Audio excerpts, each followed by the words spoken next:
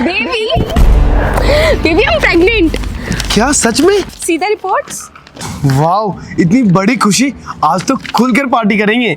हाँ अच्छा, मैं ये कह रही थी कि अब ना मैं घर पर रहूँगी, ऑफिस नहीं आ पाऊँगी। अब मैं घर पे रह के अपना और अपने इस बच्चे का ख्याल रखूँगी। हाँ, तो आज से तुम अपना और इस बच्चे का ख्याल रखना। अच्छा, मैं ये कह रही थी कि मेरी सैलरी। अच्छा, वैसे अब तुम्हें सैलरी की क्या जरूरत है? शादी के बाद तो सब कुछ तुम्हारा ही है। और हाँ, अब तो तुम्हें घर बैठे बैठे सैलरी दूंगा मैं। सच? हाँ। अच्छा सुनो, मैं ये पूछ रही थी कि तुम अपनी वाइफ को डाइवोर्स कब दोगे? बहुत ही जल्दी।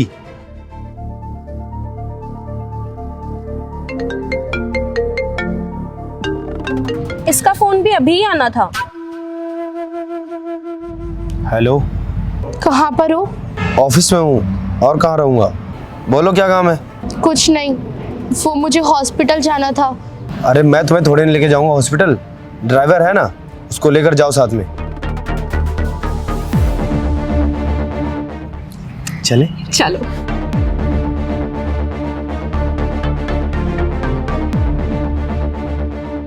मतलब तुमने बोला और उसने मान भी लिया कि ये बच्चा उसका है? ये सारे मर्द ना एक जैसे होते हैं। मैंने उसको बोला और वो मान भी गया। सही है, अब इस बच्चे के नाम पे ना हम उसका सब कुछ ले लेंगे। और हाँ, अब हम पूरी लाइफ उसके नाम पे एंजॉय भी करेंगे। ठीक है।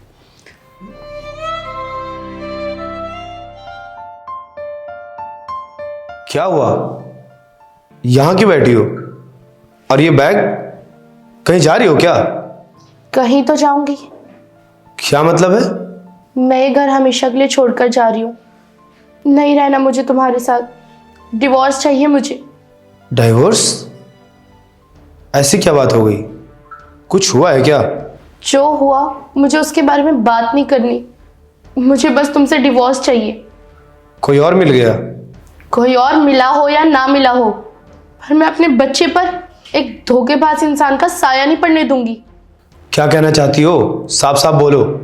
आज मैंने तुम्हें उस लड़की के साथ देख लिया है जिसके बच्चे के बाप बनने वाले हो तुम। क्या बोल रही हो तुम? कुछ भी बोल रही हो? पता था मुझे, तुम नहीं मानोगे,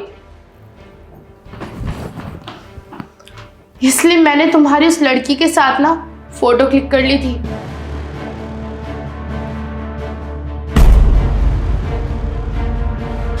चलो ठीक है, अच्छा हुआ कि तुमको सच का पता चल गया।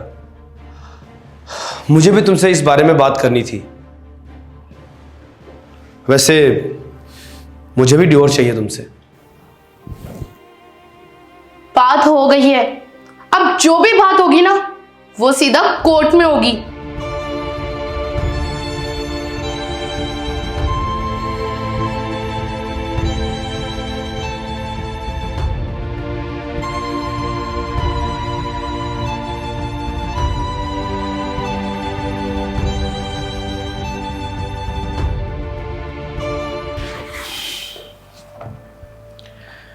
सर, मुझे आपसे कुछ कहना है। हाँ बोलो।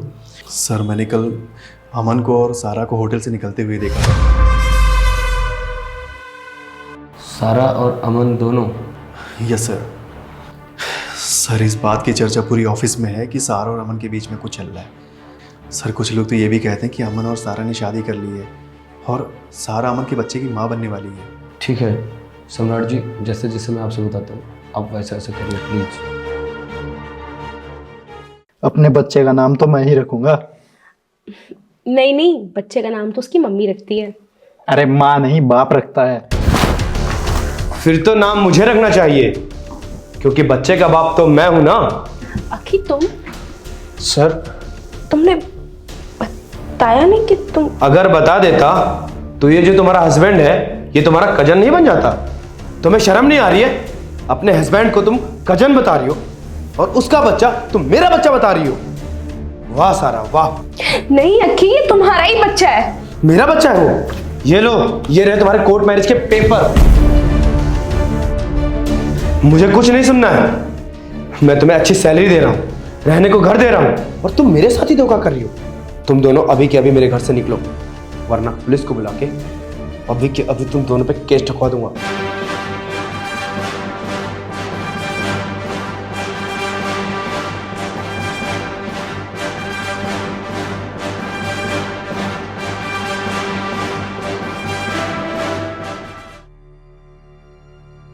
आई एम सॉरी मुस्कान,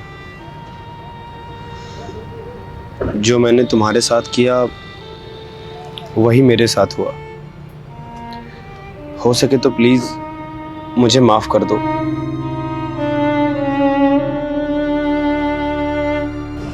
छोड़ गई ना वो तुम्हें, इसलिए वापस आए हो ना मेरे पास।